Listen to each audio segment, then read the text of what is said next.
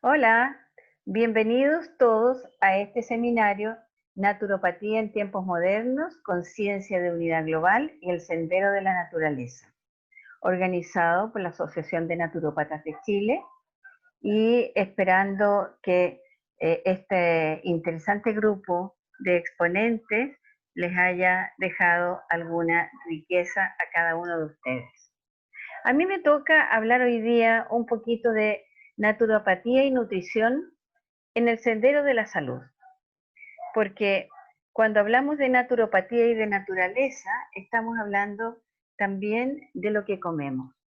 Pero ¿qué tiene que ver el tema con la naturopatía en Chile? ¿Cuál es la relación? Bueno, la relación es que después de muchos años de luchar y muchos años de intentar, en Chile se crea el decreto número 5, que es anexo al decreto 42, que permite las profesiones auxiliares de la salud, las medicinas complementarias solo como terapias complementarias, y una de ellas es la naturopatía como profesión auxiliar de la medicina. ¿Qué dice este decreto número 5? Dice que dentro de la aplicación de la naturopatía se encuentra la alimentación natural. Entonces, vamos a decir, ¿qué entendemos por natural? ¿Ya? Porque cuando yo pregunto, por ejemplo, a algún paciente mío, ¿qué come? Muchas veces me dice, no, yo como sanito porque como pura comida casera. Pero les voy a decir, queridos amigos, que no siempre la comida casera es la mejor cita. Lo mismo también puede suceder que esta alimentación natural, establecida sí en un término bastante general, puede ser interpretado por personas de distinta manera. Entonces hoy día vamos a hablar qué entendemos por alimentación natural. Dentro de la formación de un naturópata hay un listado de las materias que debe haber aprobado y una de ellas es nutrición y alimentación vegetariana, educación de nutrición naturista, trofología y panbiología, y terapias del naturismo, entre las cuales se encuentra la dietética.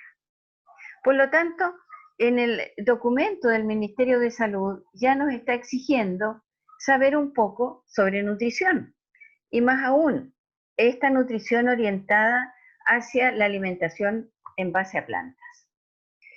Aquí tenemos una frase de Voltaire que decía, el arte de la medicina consiste en mantener al paciente en buen estado de ánimo mientras la naturaleza le va curando. Esto creemos mucho los naturópatas, que la salud está dentro de cada uno de nosotros, que no se encuentra afuera, se encuentra dentro de nuestras células, dentro del equilibrio de nuestros sistemas. Por lo tanto, trabajamos para equilibrar los sistemas y que la salud vaya apareciendo desde dentro de nuestro organismo, ¿ya? Como decía Lesaeta, quitando la fiebre intestinal o desarrollando métodos para evitar la inflamación. Pero, ¿qué pasaba con el hombre en los inicios, ¿cierto?, de la historia del hombre? Ya se comían algunos alimentos en los cuales se había aplicado algún proceso.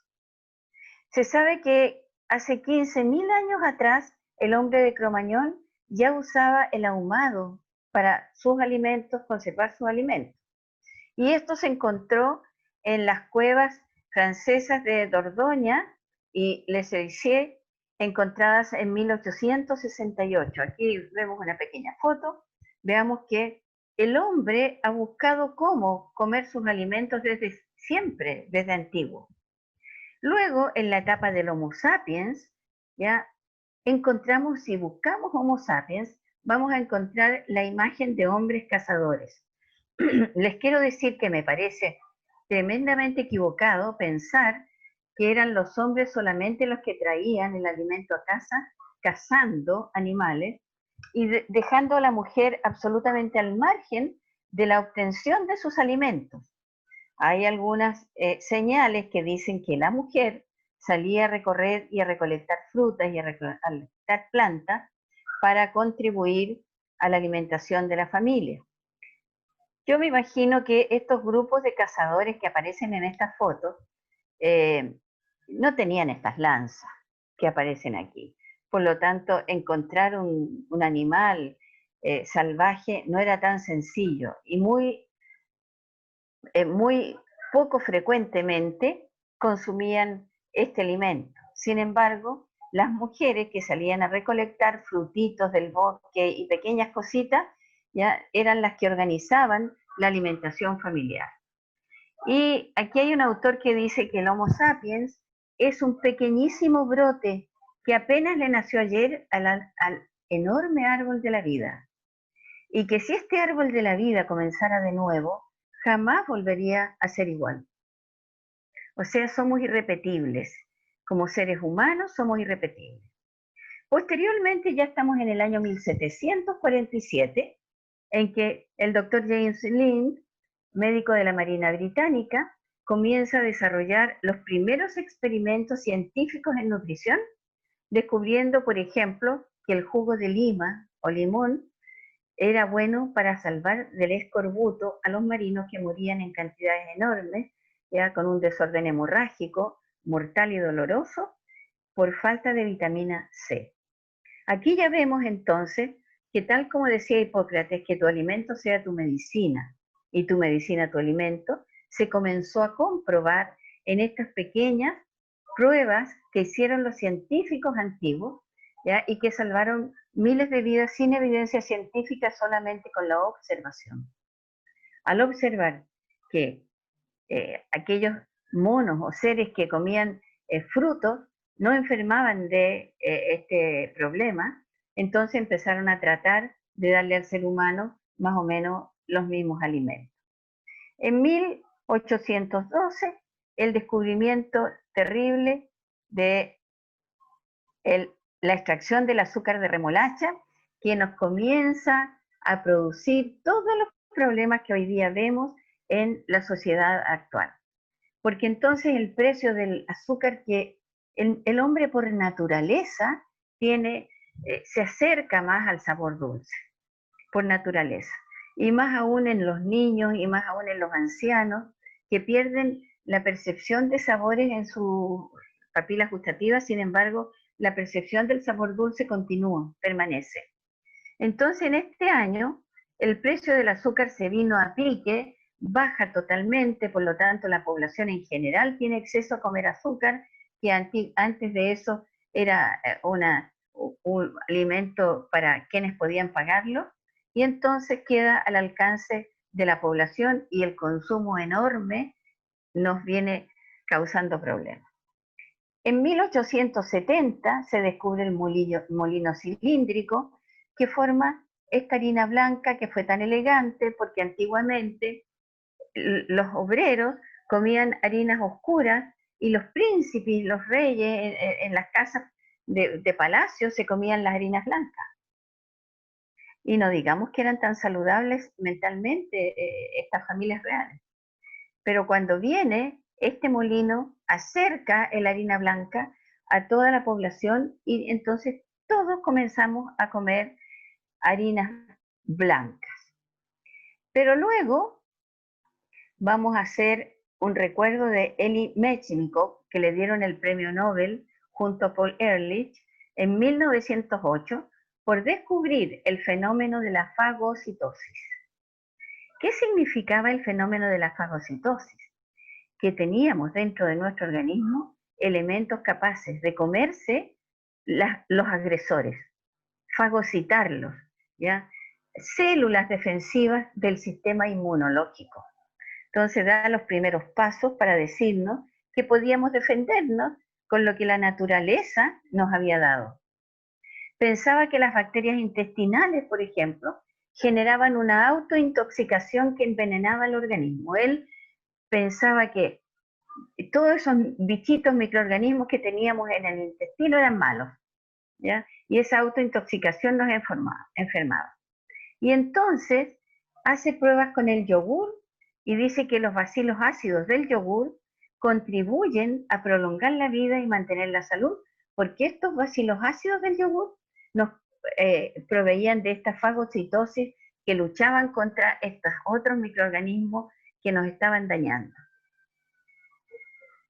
Señala entonces que la senilidad se debe considerar como consecuencia de una intoxicación crónica por la presencia de microbios en el intestino. Claro, lo malo es que él todavía no entendía de microbiota, pero él ya sabía que habían algunos microorganismos buenos y algunos microorganismos nefastos, y que esta pelea entre los buenos y los malos podía ser ganado por un alimento que era muy conocido en ese tiempo, que era el yogur. ¿Ya? Bueno, y ya estamos en el 1916. También les quiero resaltar que la ciencia de la nutrición es relativamente nueva. Todo lo que vemos antes de estos años, 1800 y tanto, 1900 y tanto, eran observaciones de las comunidades, pero sin estudios de ningún tipo. En 1864, el médico militar de Belgrado, Maskin Misković, escribió al ministro de Defensa de Serbia informando sobre el descubrimiento de la cura del escorbuto, y él lo había hecho con jugo de pimientos. Ya vemos entonces dos científicos que probando con alimentos son capaces de curar. Pero por supuesto, como suele suceder en este caso, su carta fue desestimada, su descubrimiento totalmente olvidado, y ahí quedó esto guardado. En 1928, este otro científico, Albert Saint-Geordi, no sé cómo se pronuncia este nombre tan raro, ya profesor de química de la Universidad de Budapest, aisló la vitamina C del pimiento verde. Y entonces se reconoce que cualquiera sea el alimento, si tiene vitamina C, va a poder servir como una terapia contra esta enfermedad. Y por este y otros descubrimientos le otorgan el Premio Nobel de Medicina y Fisiología en 1937. Y aquí los quiero llevar a pensar que en la historia de la nutrición y de la medicina, no siempre al que reconocen y no siempre al que le dan el premio Nobel es el que hizo los descubrimientos, sino que este último en la escala de investigación es el que logró de alguna manera dar algunos argumentos científicos y lograr que la comunidad médica creyera en que esto era correcto. Bueno, vamos aquí en 1896, en que el médico militar en las Indias y más tarde profesor de higiene de Utrecht, por ahorro, por un error, cosa que también sucede muchas veces, alimenta a aves con desechos de los prisioneros de guerra del hospital militar.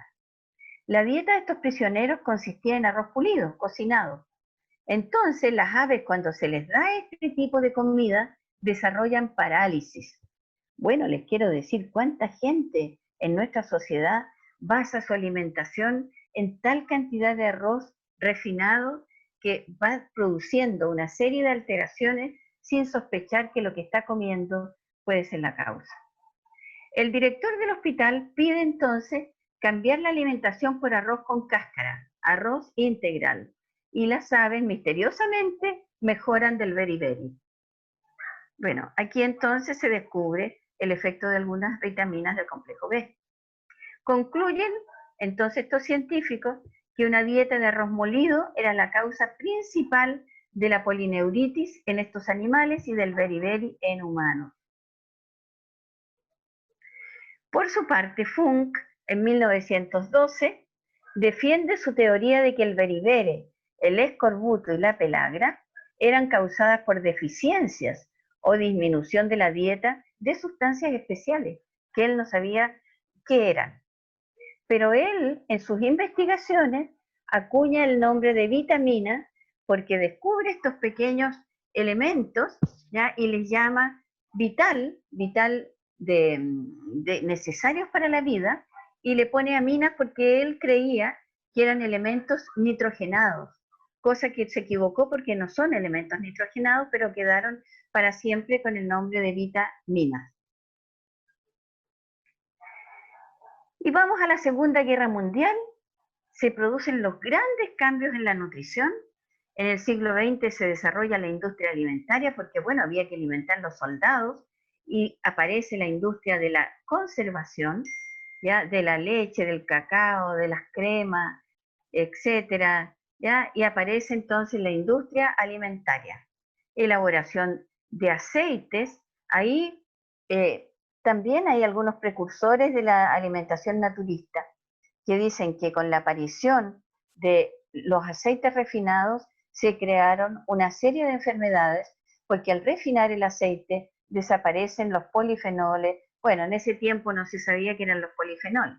Desaparecen una serie de sustancias que ellos reconocían en los aceites procesados sin refinar y que desaparecieron con la refinación. Y comienza entonces la manipulación de la agricultura, de la producción de animales y plantas. Se aplican métodos para acelerar e intensificar la ganadería y la agricultura. Y entonces los enlatados y la margarina, que se dice que la margarina se produce para reemplazar las mantequillas que se suponía que estaban causando daños a los sistemas cardiovasculares, ¿ya? Y en Francia entonces Napoleón desarrolla algunos concursos con grandes premios para mejorar el aprovisionamiento de sus ejércitos, y aparecen las galletas, las pastas de harina, los horneados, todo lo que era posible alimentar un ejército que marchaba por largas horas sin tener acceso a los alimentos naturales. En 1943, la Fundación Rockefeller, no sé si les suena, la Fundación Rockefeller y el Ministerio de Agricultura de México financian la investigación para mejorar la planta de trigo. Hasta ese momento la planta de trigo era un granito diferente al que tenemos hoy. Las primeras variedades intervenidas resultaron muy productivas.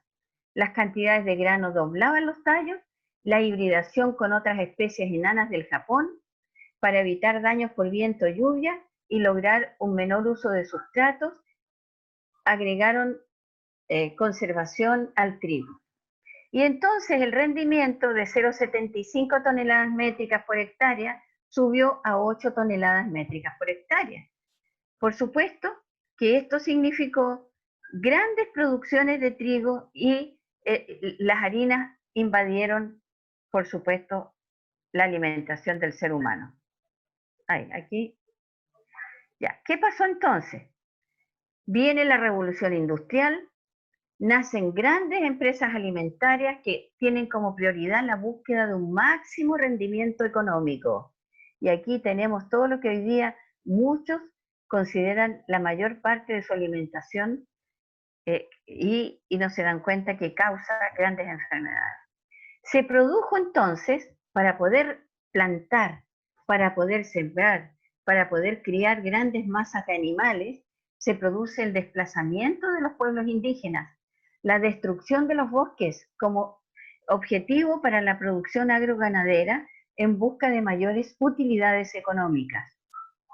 Se introducen plaguicidas, fertilizantes, antibióticos y tecnología genética y se robotiza la producción.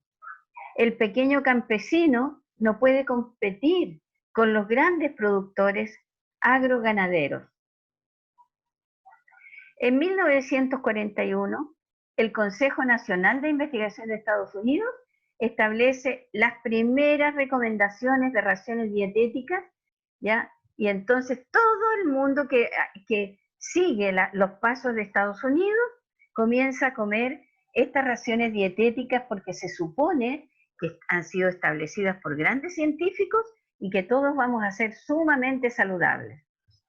Estas raciones indican la dosis mínima que se debe consumir de un nutriente para mantenerse sano. O sea, nos pone a todos en el mismo saco, ya sea que vivimos en la Patagonia, en el desierto, en países fríos, países cálidos, al margen de lo que produzcan las zonas donde vivimos, independientemente de nuestras culturas ancestrales, nos indican que para ser sano hay que comer todo lo mismo y en las mismas condiciones.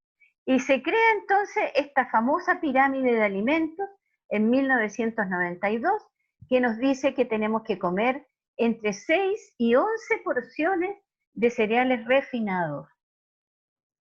Y con esto se dispara la obesidad en el mundo, pues. Porque imagínense ustedes cómo me voy a comer 11 porciones diarias de panes, porque una porción es un pan, una porción es un plato de tallarines. O sea, si yo sigo esta indicación, voy a ir caminando muy directamente a la enfermedad y a la obesidad, y lo digo en términos segundo, obesidad, porque lo más importante es la enfermedad. Lo más importante es la alteración que se produjo y vamos a ver qué influencia tiene lo que comemos. Luego ponían aquí unas pocas frutas, vegetales, las carnes, los lácteos y algunas pequeñas aquí indicaciones de grasa, ¿ya? Y los ponían ahí a todas las grasas por igual. Y queridos amigos y amigas, les voy a decir que eso es un tremendo error, porque la inflamación en nuestro cuerpo es producida por la calidad de grasas que nosotros comemos. Cuando nosotros comemos grasas saturadas, cuando nosotros comemos grasas altas en omega 6, como la grasa de maravilla, de pepa de uva, de soya, los aceites vegetales que no tienen nombre, lo que produce el organismo son eicosanoides inflamatorios y nos lleva a una cascada inflamatoria bioquímica que no nos saca nadie de ahí a menos que nosotros agreguemos algunas grasas que producen eicosanoides no inflamatorios, como por ejemplo el omega 3. Los ácidos grasos omega 3 antiguamente se encontraban en los vegetales, se encontraban en los pescados, se encontraban en la carne de los animales, pero dado la modificación que se ha hecho en la cultura y en la agroindustria, eso ya no se encontraba. Entonces comenzamos a alimentarnos debemos consumir una porción de omega 3 por 4 porciones máximas del omega 6, que ya les dije que está ahí, pero no solamente está en los aceites de maravilla, de maíz, etcétera, sino que también está en todos los procesados que vende el supermercado. Porque como estos aceites son baratos, todas las industrias los usan. Por lo tanto, cuando ustedes se compran una barrita saludable o cuando ustedes compran cereales de caja, ahí están encontrando esos aceites altamente inflamatorios. Y Chile, por supuesto, detrás de esto, como siempre, copiones nosotros, en 1997 adoptamos esta misma pirámide, ¿ya? Y le dijimos a todos los nutricionistas, médicos, etcétera, y a todos los profesionales de la salud que esto era lo que había que decir en los consultorios y esto era lo que había que decirle a la población para que fuera sana.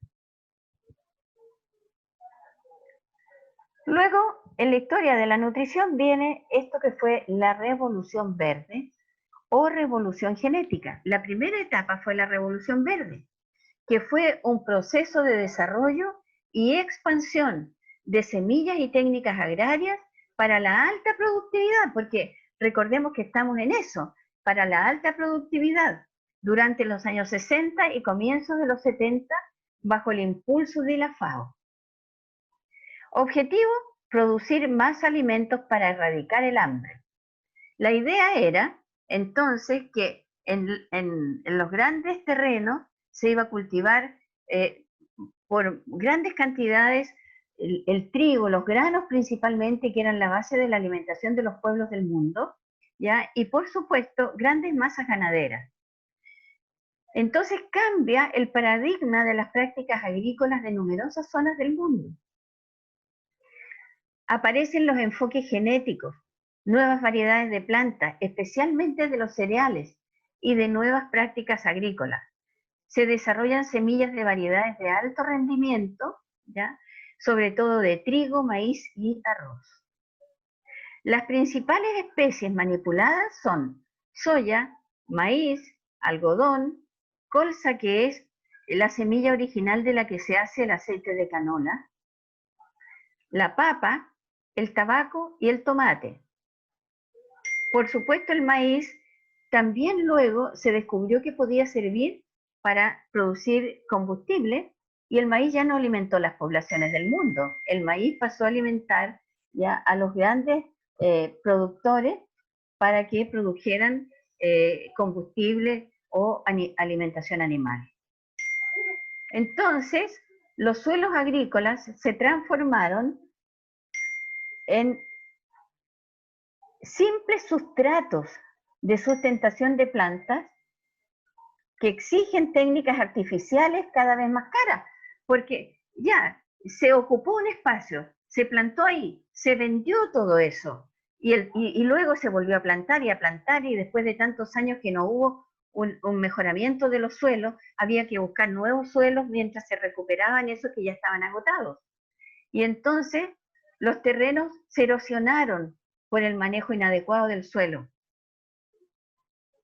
¿Ya? Hubo una compactación por las máquinas agrícolas, la muerte de toda la fauna pequeña que daba vida a las raíces de las plantas y que hacía que hicieran una sinergia con lo que el hombre plantaba. Se destruye la fauna de control de los cultivos. Hay un uso indiscriminado de los agrotóxicos y fertilizantes químicos, se esteriliza el suelo con todo esto que se le va poniendo ahí, y todo esto, esta masa viva que permitía que se pudiera producir alimentos saludables, va desapareciendo.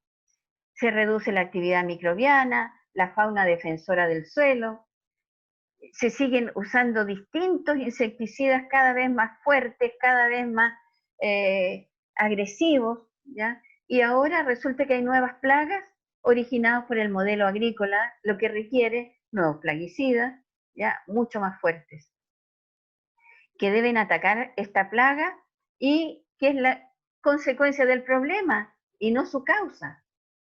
Entonces, vamos atacando las plagas, pero el problema no son las plagas, el problema es el mal manejo de los terrenos, el mal manejo de los suelos.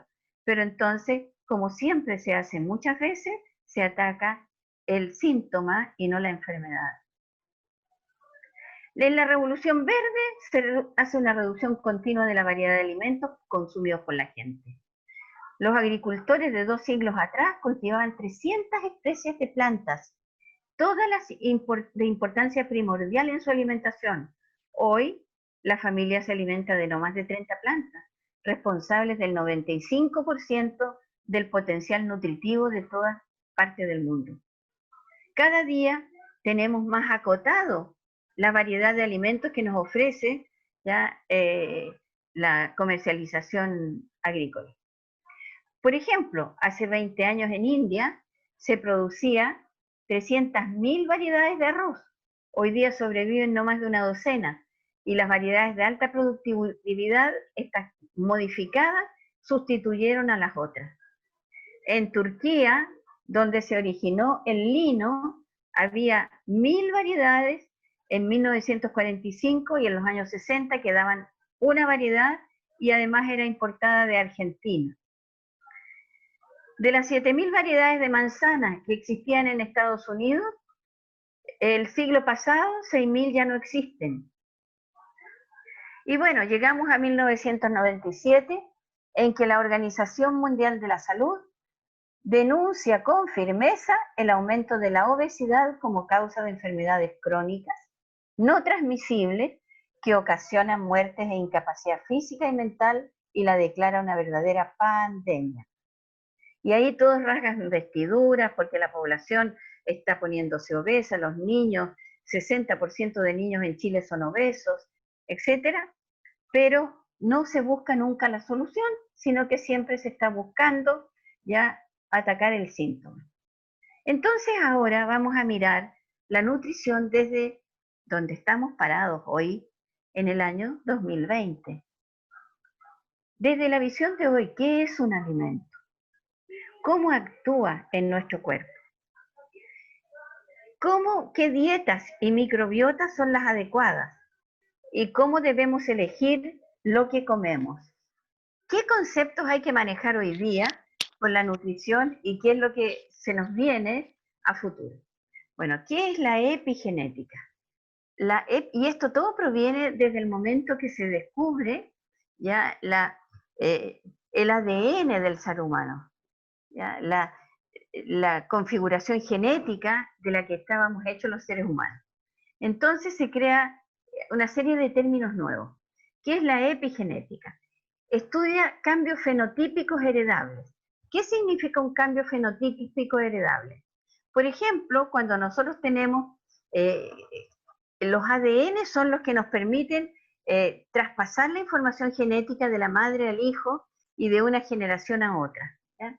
Por lo tanto, el ADN siempre tiene una foto, digamos, es la foto del ADN. Pero resulta que, de acuerdo a lo que comemos, ese ADN puede actuar de una manera diferente. Pensemos que yo nací con pelo oscuro como estoy ahora, ese es mi ADN. Pero resulta que yo quiero ser rubia y voy a la peluquería y me tiño rubia y amanezco así bien platinada, ese sería mi fenotipo, o sea, mi expresión. En el caso de la salud, nosotros podemos haber nacido con ADNs saludables, en que nos heredaron ADNs en que no tenemos por qué enfermarnos de nada, pero de acuerdo a cómo yo vivo, de acuerdo a lo que como, a cómo me rodeo de malos pensamientos o contaminación ambiental, qué sé yo, ese ADN se va a expresar, va a actuar un poco loquillo, ¿ya? Y va a hacer que se enferme mi organismo, ¿ya? Aunque mi ADN haya sido adecuado, su actividad, su acción, su forma de acción, su fenotipo va a ser distinto. Entonces a eso se le llama epigenética, a cómo influye el medio ambiente en el cambio de acción, de actividad de nuestros genes, ¿ya? Entonces, epigenética es todo aquello que influye en la expresión de nuestros genes sin modificarlo, y ahí se van a producir acetilaciones, desacetilaciones, metilaciones, remodelación de genes, produciendo cambios, por ejemplo, en el peso de nacimiento de un niño. Por ejemplo, en enfermedades que ya pueden venir desde el vientre materno o en enfermedades que van a aparecer a largo plazo en la vida adulta, en la vida futura, como la obesidad, el lupus, la esquizofrenia, incluso el cáncer y las enfermedades cardiovasculares. Todo esto puede ser producido por alteración en la genética. Por otra parte, la nutrigenómica va a estudiar el efecto de los nutrientes en la regulación de la expresión de estos genes. Cómo activa los minerales, cómo actúan los fitoquímicos, cómo actúa la vitamina D3 para regular los genes. Eso se llama nutrigenómica. Y por otra parte, la nutrigenética va a estudiar cómo las personas respondemos frente a cada nutriente, según nuestra propia e individual conformación genética. Eso significa, mis estimados naturópatas, que un alimento no es saludable para todos por igual. Eso significa que de acuerdo a nuestra conformación genética, una manzana puede ser saludable para mí y no saludable para ustedes. Que no existen las guías alimentarias únicas. Que hacer pautas alimentarias por igual para todo el mundo, en unos años más se va a considerar uno de los grandes errores de la nutrición y de la medicina. Falta todavía por avanzar, pero solamente tenía que plantearles esto, porque ahora les cuento qué ha descubierto la ciencia. Que los alimentos no son solo nutrientes para alimentarnos, para nutrirnos, no son solo nutrientes para engordar o adelgazar, son señales bioquímicas. Son señales bioquímicas que entran e interactúan con nuestros genes y pueden modular la expresión de esos genes. Y estas señales entonces pueden encender o apagar genes y determinar si yo voy a estar sano o voy a estar enfermo, ¿ya? Entonces va a estar en nuestras manos y está en nuestras manos tomar decisiones para crear salud o crear enfermedad, dependiendo de lo que yo elijo para comer y de lo que elijo para vivir, así como vamos a tener varios enfoques en este evento. Los genes entonces pueden ser modulados en forma beneficiosa, mejorando el ambiente, comiendo alimentos naturales, haciendo ejercicio, teniendo pensamientos positivos. Por lo tanto, los genes interactúan con la dieta, modificando el metabolismo de las células, generando cambios metabólicos que pueden estar asociados con la predisposición a desarrollar enfermedades de todo tipo. Y los alimentos son matrices que contienen miles de elementos biológicamente activos que pueden tener potencial para sanarnos o enfermarnos. Entonces les quiero decir que cuando yo tomo una tabla de composición química en la que me dice que un ajo tiene casi nada de proteína, no tiene lípidos, no tiene hidratos de carbono y tiene alguna cantidad total de minerales y algunas vitaminas, no es eso lo que estamos comiendo cuando comemos un ajo, que les voy a mostrar.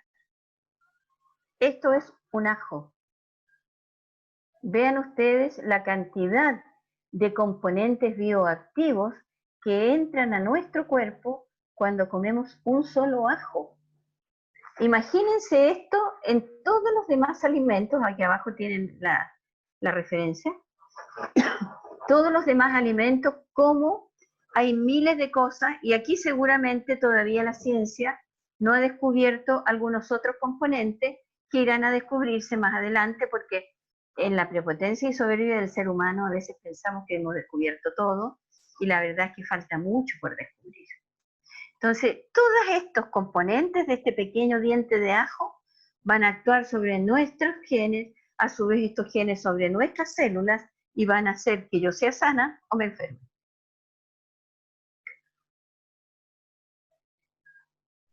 Entonces, vamos a ver aquí que Canadá, parece que aquí tenía, tenía yo aquí una lámina, capaz que se me haya saltado, pero mire, el Ministerio de Canadá, el Ministerio de Salud de Canadá, creó una nueva forma de orientar la alimentación en una especie de plato en el que muestra principalmente plantas. Entonces, además tiene los siguientes mensajes. Dice, sea consciente de sus hábitos alimentarios y estilos de vida. Coma con otros, no coma solo. También el alimento tiene funciones sociales. Disfrute lo que come. O sea, haga rica su comida. No haga una cosa fome, desabrida. Cocine con mayor frecuencia. ¿Qué significa esto? No compre los fideitos en el supermercado, no compre las lentejas hechas en la cajita de no sé qué marca. Cocine en su casa, porque al cocinar en su casa el alimento va a ser más saludable. Lea las etiquetas y aprenda a ver que muchas veces en las etiquetas hay nombres extraños, hay una serie de elementos que dice sabor equivalente a, color equivalente a, o similar a. Cuando es similar no es natural, ¿ya? Tenga conciencia del marketing de los alimentos, tenga conciencia que a los especialistas en marketing se les paga para convencernos que la forma de comer es otra, ¿ya? De que la industria está trabajando por nuestra salud. Limite los alimentos con alto contenido en sodio, azúcares y grasas saturadas. Y entonces también lo que comemos va a actuar sobre la microbiota intestinal, que es toda la gama de billones o trillones de bacterias, virus y otro tipo de microorganismos que viven en nuestro cuerpo y principalmente en el intestino grueso. Nosotros somos, en el último tiempo se ha visto ya porque se ha ido modificando las cifras, pero en las páginas de la Organización Mundial de Gastroenterología se plantea que somos 50% microorganismos y 50% células humanas. Y la naturaleza no nos ha hecho así por casualidad. Por alguna razón somos 50% microorganismos. Pero no solo somos 50% microorganismos, sino que lo que evacuamos, las heces que evacuamos, son 50% residuos de microorganismos que se renuevan constantemente en nuestro intestino y en nuestro cuerpo. Pero los genes de esta masa de microorganismos son mucho más que los genes de nuestros ADN. Así que cuidado con los microorganismos que nos poblan, porque estos microorganismos tienen una genética y nosotros podemos estar alterando esta genética y causándonos enfermedades también al alterar estos bichitos que viven dentro de nosotros y que producen el 95% de la serotonina, que es el neurotransmisor de la felicidad, y el 50% de la dopamina, que nos ayuda con la memoria. Entonces, ¿qué hace esta microbiota? Hace digestión de alimentos, metabolismo de los fármacos, nos ayuda a eliminar fármacos y residuos tóxicos, neutraliza toxinas y patógenos, lucha contra los microorganismos patógenos que tratan de instalarse en nuestro intestino, ¿ya? Y los expulsa, mantiene revestimiento intestinal, la mucosa intestinal ¿ya? Necesita que se le mantenga constantemente, activa y desactiva genes beneficiosos o no beneficiosos, ¿ya?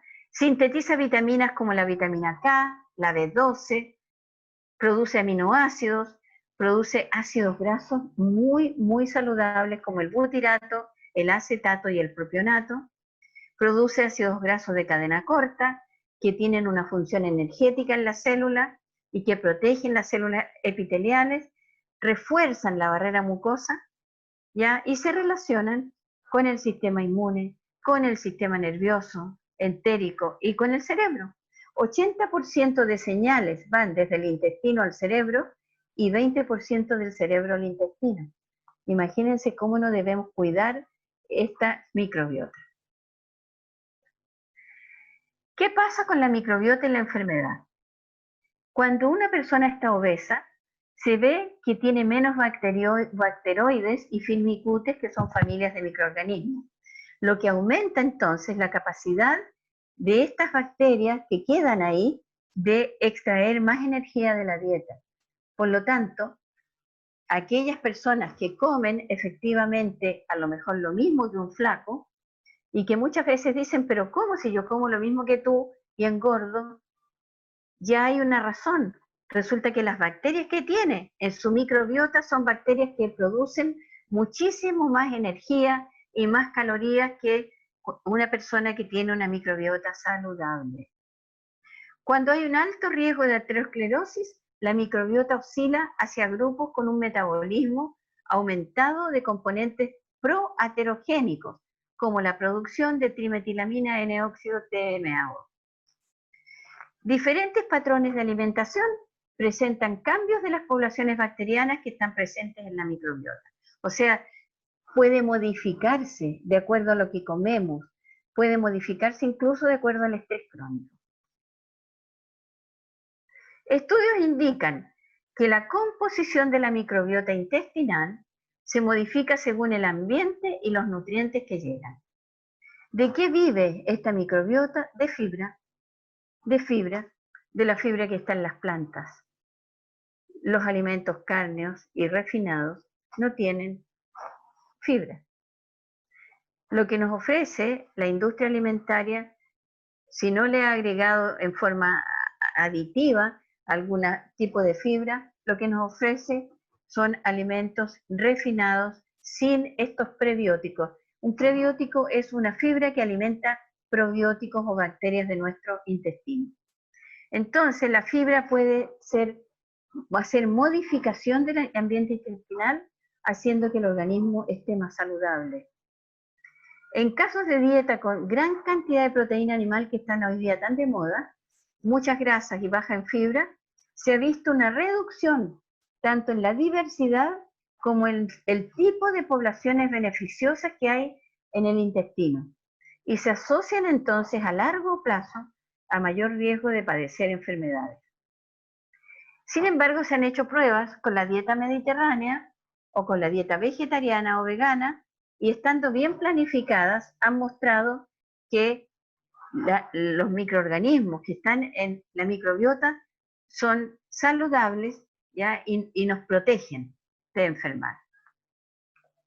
Miren, aquí hay un estudio como el impacto de la proteína, ¿ya? En la microbiota intestinal, que está aquí, ¿ya? Produce distinto tipo de microorganismos y este tóxico que les acabo de mencionar, y baja los ácidos grasos de cadena corta que necesita nuestra microbiota. Todo esto lo produce las dietas altas en carne, ¿ya? Entonces, esto nos va a producir aquí, ¿ya? Enfermedades cardiovasculares, enfermedades intestinales de todo tipo, intestino irritable, intestino, que sea enfermedad de Crohn y una serie de cosas. En cambio, cuando se come proteínas vegetales, aumentan los microorganismos buenos, bajan los malos, ¿ya? Aumentan los ácidos grasos de cadenita corta, ¿ya? Y la barrera defensora del intestino es mejor, ¿ya? Aumentan algunos elementos T reguladores y baja la inflamación. Entonces, tenemos aquí, por ejemplo, la ingesta de proteínas, carbohidratos, polifenoles y prebióticos, ¿ya? Aquí en el número 1, ¿ya? Va a alterar la microbiota, ya sea para bien o para mal, dependiendo de lo que nosotros vamos a comer, ¿ya? Y se van a producir cambios en las poblaciones bacterianas. Por ejemplo, les cuento que esta Akkermansia muscifila, se llama esta Akkermansia, es una bacteria que si está en nuestro intestino, nos impide subir de peso. Entonces las personas tan flacas que muchas veces dicen, pero yo como y nunca subo de peso, porque también hay gente que se complica con eso, no tiene esta Akkermansia, o sea, la tiene en exceso, ¿ya? En el 3, los efectos biológicos, que pueden ser alteraciones, ¿ya? Biológicas según lo que comemos, positivas o negativas, y luego puede ser origen de enfermedades crónicas cardiovasculares, diabetes 2, obesidad, síndrome metabólico, enfermedades autoinmunes. O sea, controlando lo que comemos, podemos controlar nuestra salud. Control de sobrepeso, frutas. Favorecen la digestión, evitan el estreñimiento, reducen el cáncer de colon, efectos positivos en algunos tipos de cáncer, bajan el colesterol, reducen la hipertensión. Miren qué lindo, qué bellos colores, qué atractivo. ¿A quién no le llama la atención alimentarse de fruta? Pero no es adecuado una gran cantidad de frutas en diabetes. Controvertido ahí. Y aquí vemos fitoquímicos presentes en verduras y frutas, ¿ya? Todos ellos se han estudiado, y aquí está pequeñito esto nomás, pero hay muchos más que se han estudiado cómo actúan sobre nuestra salud. Entonces, ¿qué es una dieta saludable? Que fue algo que preguntamos al inicio. Una dieta saludable es aquella basada en alto consumo de plantas, variadas, frutas y verduras, cereales integrales, granos andinos, porque la quinoa no es un cereal, la quinoa es un grano andino, tiene otra composición diferente a un cereal, no complementa la proteína de la leguminosa. La proteína de la leguminosa es complementada con cereales y con semillas de sésamo también. Los hongos son una familia distinta, ¿ya? Que no nos aporta proteínas como muchas veces se cree, sino nos aporta micronutrientes. Bueno, aquí les puse todo lo que es parte de lo que es el mundo de las plantas, pero también les pongo el pescado, porque en la dieta mediterránea, que se ha visto que también puede ser muy saludable, se usa el consumo de pescado, ¿ya? Y grasas poliinsaturadas y monoinsaturadas como el aceite de oliva. En la mayoría de los casos, mejorando los hábitos alimentarios, habrá una microbiota intestinal diversa y saludable y una mejoría del estado de salud, y yo lo veo todos los días en mi consulta. Aquí llegó, lo tenía atrasado, me disculpan porque esta lámina debía haber estado cuando... Esto es lo del Canadá. Ya, el Ministerio de Salud del Canadá recién en el año 2019 publica la nueva guía alimentaria predominantemente vegetariana. Fíjense aquí, qué lindo plato. La mitad del plato está compuesta de vegetales. Luego pone agua y no leche. Luego pone aquí mucha proteína vegetal. Recomienda el aumento de fuentes vegetales de proteína, una mayor ingesta de fibra dietética para un menor riesgo cardiovascular y de cáncer de colon y de diabetes tipo 2, e incorpora algunos granos, pero integrales, algunos productos de granos integrales. A mi juicio, este plato es mucho mejor que todo lo que hemos visto propuesto por distintos tipos de países. Bueno, aquí les he puesto algunos componentes de otras frutas y de vegetales que hay evidencia científica, el ácido elágico, los elagitaminos de las frambuesas y frutillas, antitumorales, ¿ya? Producen apoptosis, muerte de células cancerígenas, evitan la proliferación celular, inhiben el cáncer de piel. Bueno, se han hecho estudios con estos frutos rojos de que habría que consumir 200 gramos diarios de frambuesas o de arándanos o de frutilla para tener efectos observables. Aquí vemos también en vegetales otros tipos de funciones. Esto es para que veamos que aquí están las antocianinas. Las antocianinas también se encuentran que pueden ser rojas, azules o moradas, y principalmente, bueno, reducen histamina, o sea, nos sirven para las alergias, y especialmente hay algunas como el arándano, pero no todos los tipos de arándano, el cranberry principalmente, que impide que la Escherichia coli, que es una bacteria que suele producir infecciones urinarias, generalmente en las mujeres, impide entonces este cranberry que la Escherichia coli se adhiera a las paredes de la vejiga y es preventivo de infecciones urinarias. Pero quiero decir que solo el 5% de estos flavonoides se absorben en el intestino delgado y de esto el 5% llega a la sangre. Por lo tanto, para poder mejorar la absorción de todos estos fitoquímicos, la microbiota tiene que estar saludable. Hay efectos biológicos con poca cantidad de estos fitoquímicos, por ejemplo, efectos sobre las proteínas del ADN, ¿ya? Modificación de las enzimas, bloqueo de receptores en las células, interacción con la transcripción del ADN, efectos biológicos que requieren poquita cantidad para que se produzcan. Sin embargo, hay otros que habría que comer mucho, como para que antioxiden, acciones de tracto gastrointestinal, acciones del sistema vascular. Aquí hay una tablita que dice, por ejemplo, todos los alimentos que tienen flavonoles nos van a ayudar a la elasticidad de los vasos sanguíneos, a reducir el tromboxano que nos produce infarto cardíaco, a reducir las LDL. Todos los que tienen antocianina reducen el tromboxano. Todos los que tienen fitosteroles van a reducir el LDL. Y las catequinas, que las vamos a encontrar también en distintas verduras, reducen tromboxano. Habría sido muy largo, están nombrándolos muchos, pero hay mucha literatura respecto a fitoquímicos, incluso en la página del INTA hay una página de estudios de fitoquímicos y antioxidantes chilenos. 300 gramos al día de frutilla redujeron 70% la producción de carcinógenos cuando hay una ingesta elevada de nitritos. ¿Dónde se encuentran los nitritos? En las cecinas, ese color rosado del jamón, ese color rosado de las vienesas y de las carnes procesadas, es nitrito. Pero también algunos suelos pueden traspasar nitrito, algunos vegetales de hojas como las acelgas y las espinacas, por la forma en que han sido abonados.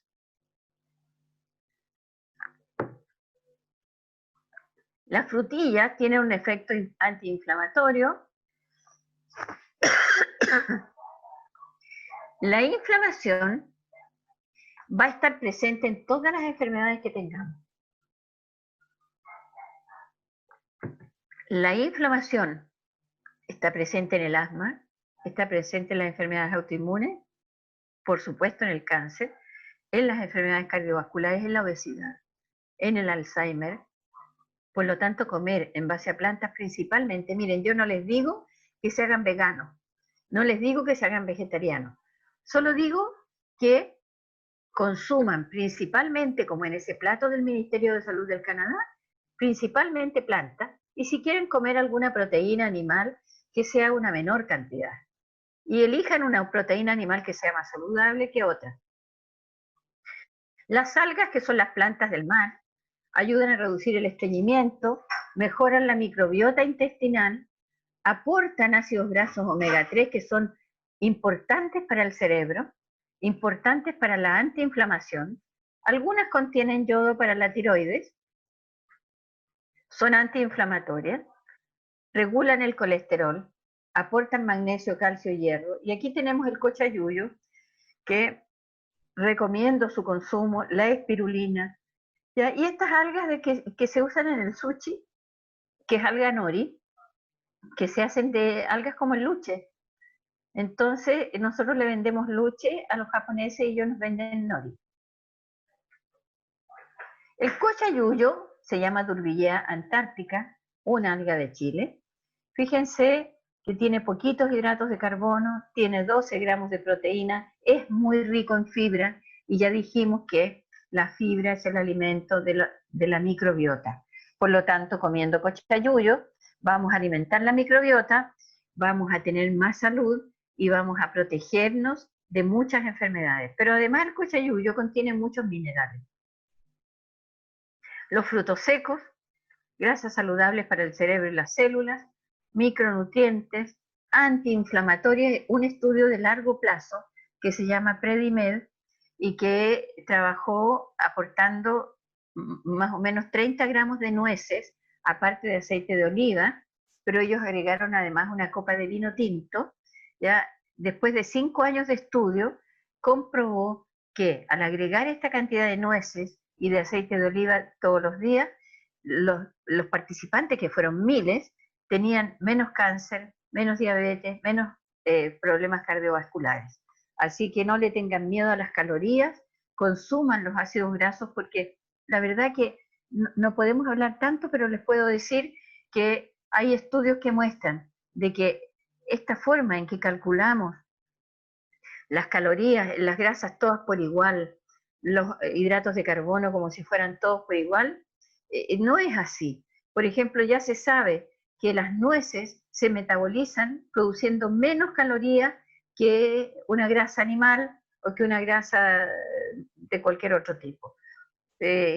Todavía seguimos trabajando con los valores de Atwater, que tienen 100 años de antigüedad, pero la verdad es que hay mucho por descubrir y avanzar en el mundo de la nutrición. Aquí tenemos este otro mundo que lo traje porque muchas veces la gente dice, es que yo como sanito, como sin aliño de nada. Resulta que comer sanito sin ninguno de estos elementos que alinean nuestras comidas no es muy sanito, porque todas estas hierbas aromáticas y especias son antiinflamatorias, microbicidas, son de tipo bactericida, antioxidantes poderosos, diuréticos, preventivos de cáncer. Ya hemos visto los estudios que se han hecho sobre la curcumina, sobre el jengibre. Son depurativos, como por ejemplo el perejil, el cilantro, que se dice que depura metales pesados. Son de protección cardiovascular, incluso el ají es poderoso. Las legumbres, ¿ya? Importante, ayudan a detoxificar la fase 2 del hígado. ¿Qué significa esto?